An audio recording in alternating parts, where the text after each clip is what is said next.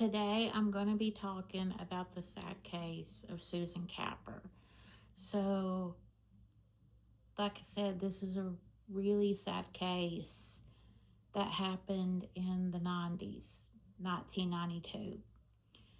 Susan Capper was, she didn't have a relationship with her birth dad, but her mom got married, and her mom and her stepdad would argue a lot, and they would end up divorcing.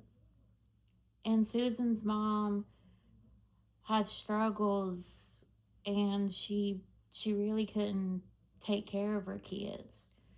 So Susan sometimes would stay with her stepdad or stay with a friend. And this is where she met a woman named Jean.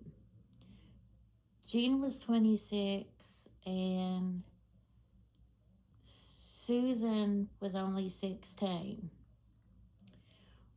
Well, Susan would watch Jean's kids, so she would stay with Jean.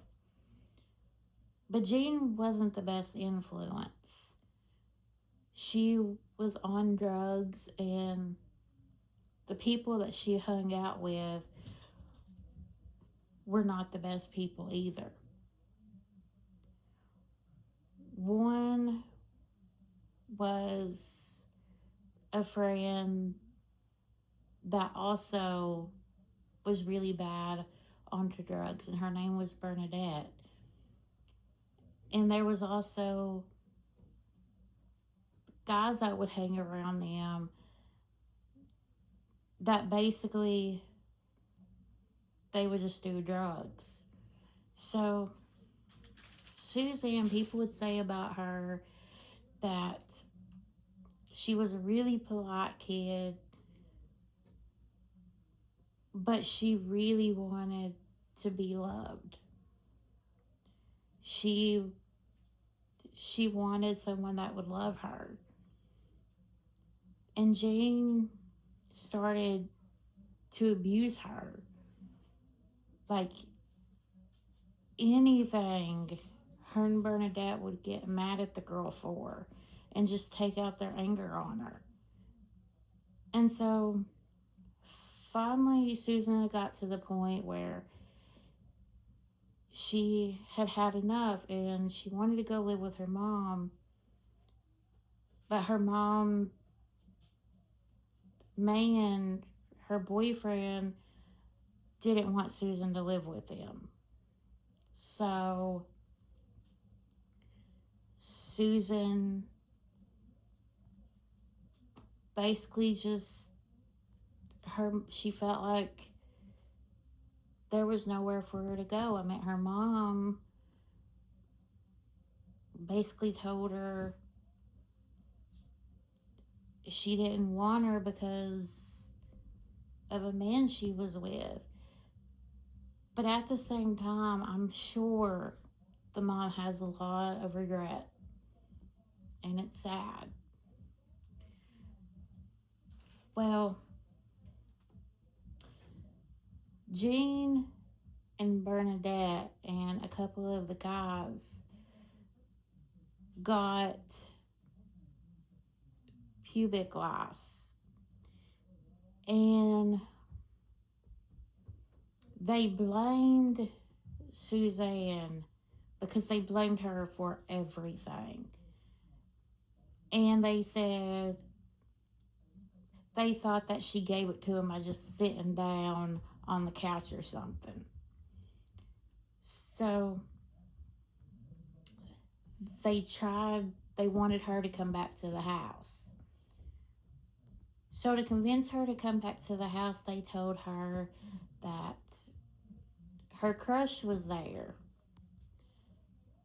So she went with them, and they started attacking her. They were beating her with pots and pans, and later on they would lock her in the cupboard Well, they would move her to another house, and they would strap her to the bed where they would torture her. They would take turns beating her, and they would laugh about it. And at the time, because like I said, this was 92, Chucky's Play was big. Child's Play.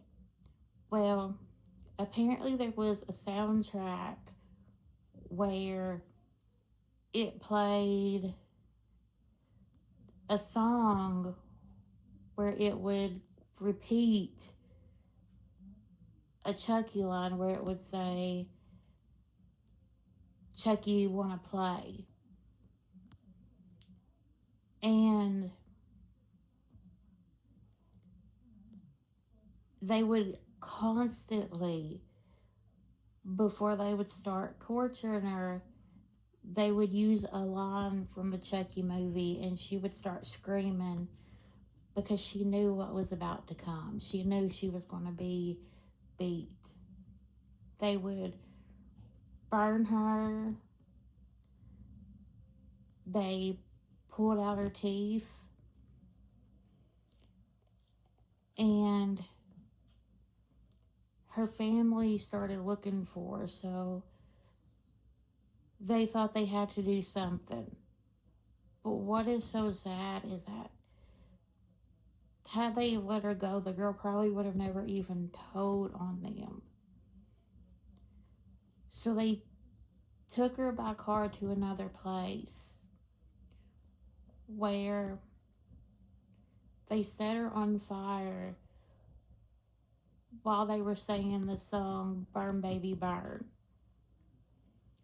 She was able to get the fire out, and she was crawling for help where a guy had seen her and stopped. Well, he had to go to a house to also try to get her help, and they let them in, and they were, as they called the ambulance, they were trying to give her glasses of water, but they had to hold it because her hands were so bad she was so burnt she couldn't hold the glass. So when the ambulance came, she held on to the hospital till she was at the hospital, until where she was able to tell them who done it to her. And then she passed away. They were all found, and they were all found guilty. But the issue is, most of them are all out now except for one.